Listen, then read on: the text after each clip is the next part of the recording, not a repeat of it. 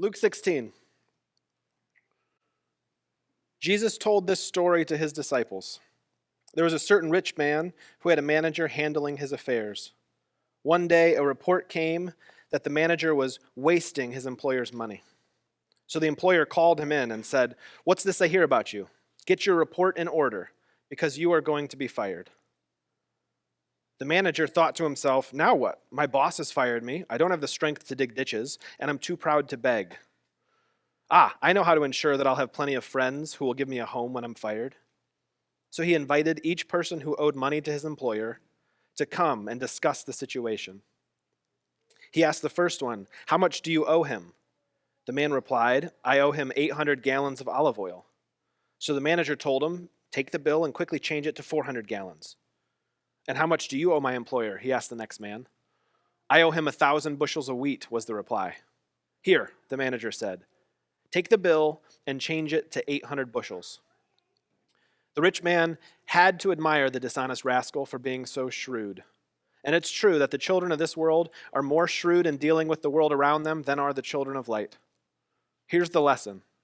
Use your worldly resources to benefit others and make friends. Then, when your earthly possessions are gone, they will welcome you to an eternal home. If you are faithful in little things, you will be faithful in large ones. But if you are dishonest in little things, you won't be honest with greater responsibilities.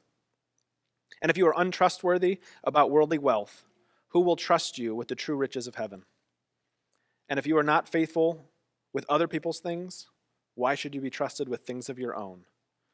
No one can serve two masters, for you will hate one and love the other. You will be devoted to one and despise the other. You cannot serve both God and money." So for this entire, started in the summer up until now, and we're kind of still going along with this series where we've been looking at aspects of American culture that, if misunderstood or if adopted uncritically, can shape us in ways contrary to the ways of Jesus. And for the past 4 weeks, and this is kind of the wrap-up, we've been talking about the notion of freedom. Right? There's no word that's probably more synonymous with American culture than freedom. And for most of us, we probably think about that as the ability to do what we want. And that's important, but it's not ultimate. That for the Christian person, freedom is better thought of as the capacity to do as we should. Now, this passage that I just read, at first glance, seems to be pretty clear. We should be the kinds of people who are generous with our resources. That the kinds of people that use our time, our money, our talents for loving others. But the question of this series and the question for this morning is, do you really feel free to do that? Do you feel the freedom in your life to be able to give of your time to somebody, or the freedom in your budget to be able to give financially towards someone? So that's sort of the overarching question for us. Now, we're going to look at this parable, the one that I read, the shrewd manager story. And we'll look at it from a couple different angles. And because parables were kind of told, there's usually a fairly obvious meaning that would come out of it, but they're also kind of like good artwork. And so they're things that you can kind of tell and retell and get different meanings from over time.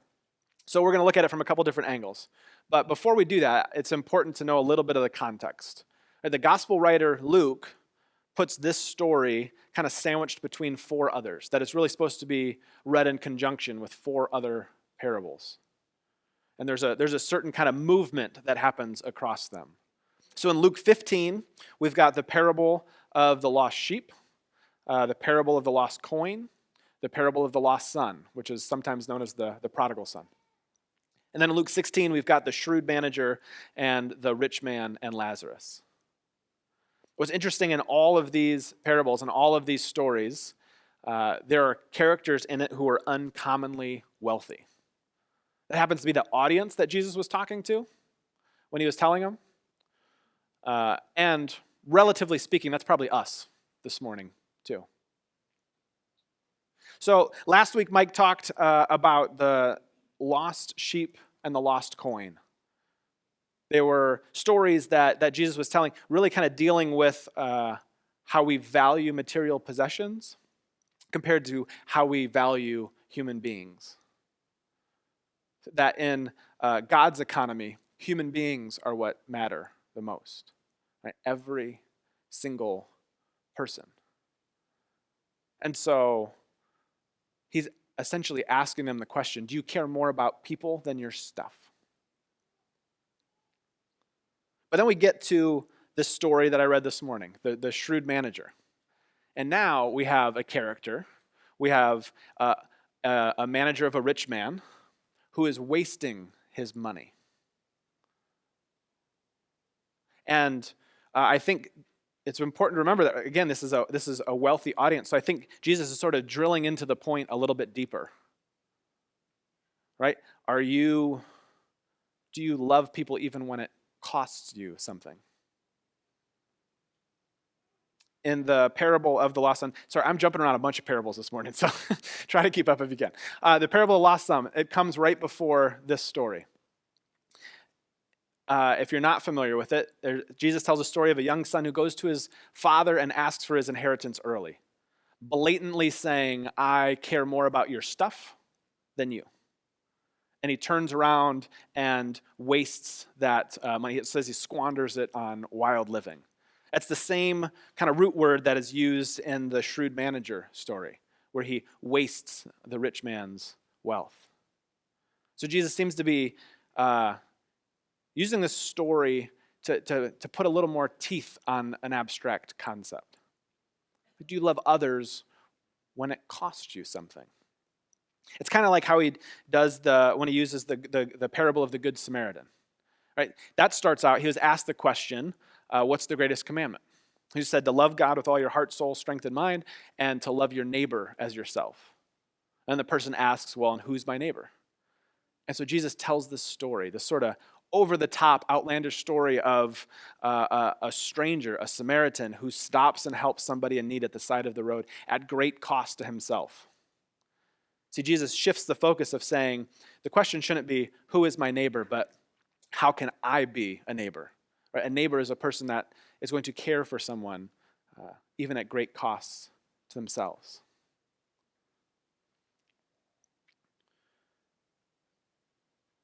So, anytime we tell a story, anytime you hear a story, anytime you see a movie or you read a book, right? One of the things our brains sort of do is we find ways to relate. We kind of put ourselves in the shoes of different characters. And so we can kind of do that with a parable. There's several different characters in this one. But I want to focus on, the manager first. So if you think about this story, this manager that's wasting his employer's wealth, put yourself in his shoes, and I would ask the question, why would he be wasting that? Why would he be wasting his opportunity, his responsibility, his career, his employer's money? Why do any of us waste something? Probably because we either don't appreciate the value or we don't understand the purpose. Right? The parable of the lost son, you could argue the son didn't appreciate his relationship with his father, so he sort of squanders that. And he doesn't appreciate the sort of the economics, the hard work it takes to earn money, and so he wastes all of that. It's a little tricky, but it's kind of similar. I think the manager, you could argue, probably doesn't appreciate the position that he was in, the responsibility that he was given. Right? In both of these stories, it's only after losing something that the two people come to their senses. It's only after getting fired that the manager has a change of heart, that he turns to appreciate it. I think that's an important concept because we've been talking about a lot of practices and spiritual disciplines over the last few series. And, Mike, the last few weeks, what he's talked about, self-denial and intentional planning and tithing or giving, right? Those take a lot of work. I mean, that takes a lot of effort to put that into your life. So it makes sense that we would need to be grateful or appreciative of something first if we're going to actually try to put the effort or the time into taking care of it or managing it wisely. Right? We can't really have stewardship and intentionality if we aren't first grateful and appreciative for what we have or what we've been given. So I think it was 3 weeks ago, Mike shared the concept, the idea of like self-denial as a spiritual practice. And what he means by that isn't thinking less of yourself, but thinking of yourself less, right? Thinking of others more, lifting others up. And it's a practice and a habit that we can get into that one can shape us, right? You can hopefully see how that shapes us to being more loving people. But it also helps us develop, I guess, gratitude or contentment in our life, right? If we're in a place of contentment, we are less likely to try to gain something at another's expense. We are less threatened by another's success. We feel the freedom to lift and praise up another person rather than ourselves. But I think that takes gratitude first. That's the practice that develops it, but that is the jumping off point for a lot of these other disciplines. Now,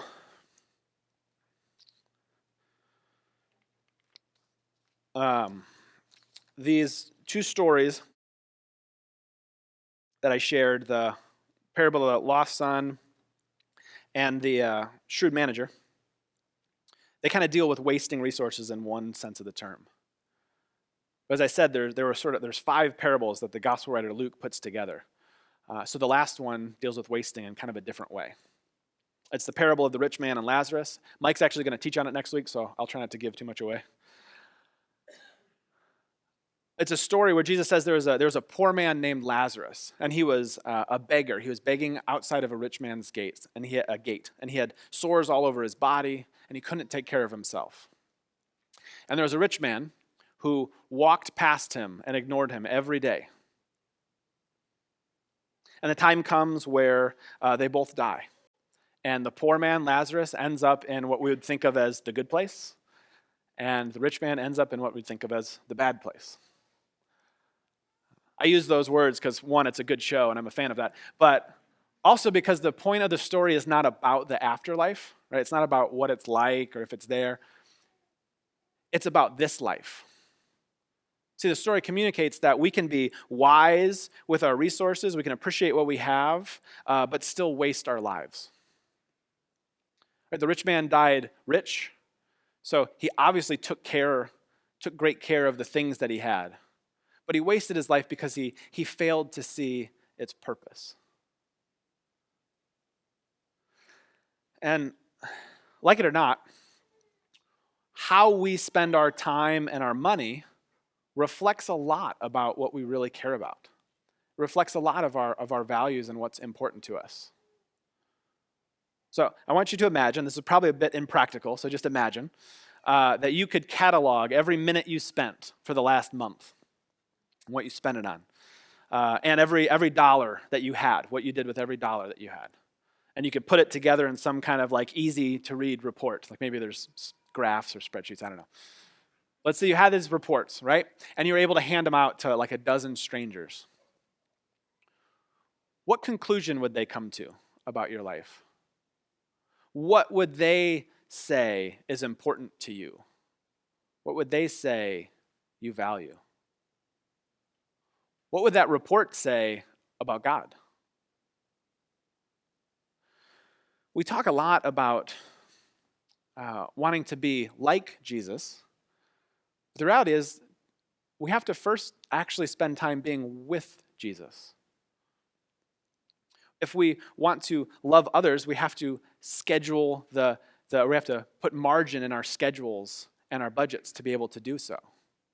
So that we can invite somebody in when they're in need. We can stop and help on the side of the road. Or even so we can give our spouses and our kids more than the bare minimum of time and attention.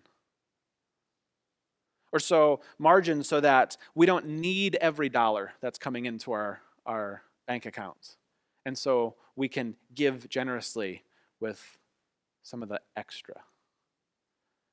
See, it feels restrictive, right? These were practices that we talked about, but it feels restrictive. It feels like kind of like an attack on my personal freedom, right? And practices like tithing and intentional planning, self-denial, those are self-imposed constraints that we can put on our lives because they help shape us, they help form us into being people who are more loving. It helps develop our capacity to do as we should.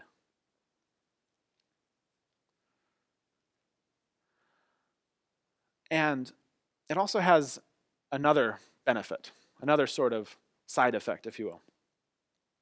That if let's say you engage in a practice of a Sabbath, taking a Sabbath day once a week, taking one day out of the week where you don't try to get ahead, you don't try to produce something, right? That you just rest and enjoy and live, right? If you limit your week, you're taking a day out of the week where if you are in a competitive work environment, someone else probably isn't. If you're in a competitive work environment, someone else is probably using that day to get ahead. Right? It can feel constricting. But then you also learn that you don't need 7 days to get everything done. You learn that you don't need to produce as much as our culture constantly tells us that we do. Or if you develop a habit of tithing and giving, right, that's constraint because you are voluntarily living off of less money than you make. But you discover a different kind of freedom, one where you don't need as much money as you thought you did. And so you are free from, right, the pursuit of more, and free to live generously in love towards others. See, a lot of our kind of, I think, cultural values are in some ways backwards to the ways of Jesus, right? To God's economy. When I first shared that parable, that story, and it said that the manager was wasting the rich man's money, you probably thought of it the same way I did, that he was losing it, right? That he was losing his money of, dumb purchases, bad investments, something like that. But in God's economy, right, we can also waste our resources by holding on to them too tightly. That maybe, what if this manager was wasting the rich man's money because he was doing too good of a job at keeping it, and the rich man kept getting richer? See, in God's economy, the rich man would say, no, the purpose of this is for the benefit of others. And this manager is supposed to reflect his heart and his values. So he's going to let him go because he's not doing that. And so when the manager kind of wakes up to the idea and he starts forgiving people their debts, he's losing a lot of money for his employer at that point. And in the translation I read, it says that the rich man had to admire the dishonest rascal. In other versions, it just says the rich man commended him. Because you see, in God's economy, right, the rich man would say, the manager finally gets it. Now he finally gets it. Right, he's free from being a slave to money and producing and accumulating more to what other people think of him from the need to get ahead. He's finally free from those things and free to live a life of generous love. And there's one more, impact from this picture, right? From this story. The people whose debts were forgiven. Because they're going to experience a type of freedom too, where they probably weren't able to pay the full amount that was given to them, and so they get a breath of fresh air getting some of these debts forgiven. They get a little more freedom in their life than they had before. See, what if we all lived this way? What if we lived in the reality of God's economy, where we saw our time, our money, our talents as things to give freely to others? I think if we did that, then we would all truly experience freedom. Freedom in the truest sense, in the Christian sense of the word. Then we'd all be free. So I want to end today a little different than normal. I want to give you the gift of a little bit of free time right now. Right? Normally, you'd be in here listening to me for another 5 minutes or listening to Mike for another 20. So you're already planning on being here. We talked about a lot of different spiritual practices over the past few weeks. So I'm going to have the band come up and play a little bit of music just to kind of set the space. You don't have to listen to them. They're great. You should listen to them other times, but not for this part. But just to set a little bit of background. And I want you to think about this question. Right? What practices do you need to adopt in order to live a life of more generous love? In other words, what practices can you adopt to feel more free? So I got a few ideas based off of stuff that we've been talking about, but again, it's free time. You can do with it what you want. But I'll tell you what you should do. Maybe you use this time just for rest, right? We did the whole progress series before this one. Maybe you're just running in 50 different directions and you're just exhausted and you don't get 5 minutes alone to yourself ever. So just rest. You don't need to accomplish anything. You don't need to do anything. Just sit and be here. Rest in the fact that God loves you for who you are and not what you do or produce or how much. Maybe you're somebody that feels like you're kind of always in competition with others, that there's just sort of never enough, and you're always kind of looking for more, and you're more focused on what you don't have than what you do. Maybe just use this time to reflect in gratitude. Right? It's hard to develop a practice like tithing, right? If we're not grateful for what we have, if we feel like we don't have enough. Right? So it starts from that place of gratitude. Maybe you just reflect on the gift that life is and the abundance of gifts that you have, and you pray and you thank God for that right now. Or maybe you weren't listening enough and you just feel like you have to do something. Well, we gave you a bunch of practices. Take out a calendar, take out your phone. Right? Maybe schedule some time with Jesus. Maybe you schedule some time that you can start like a prayer liturgy, like a formal prayer liturgy that we put together. It's on our website. Or maybe you just schedule something this week for like an informal, like solitary walk with God somewhere. Or maybe you look at what it might take for you to try to practice a Sabbath, a day of rest, a day of not getting ahead in our world. Maybe you have a budget and you sort of look over the ways and places that you give. Maybe you don't have a budget. Maybe you just think about your spending habits and think about a place that you can move just one purchase from, sort of conspicuous consumption over to giving. And if you're here this morning and you're like, I'm well rested, I'm grateful, I'm organized, you probably don't have little kids. But if you're in that place, then great. Use this as a time to pray for the opportunities to bless and care for others. Pray for the people that are in your life that you can be generous to. So I'm going to pray. Band's going to play a little bit of music.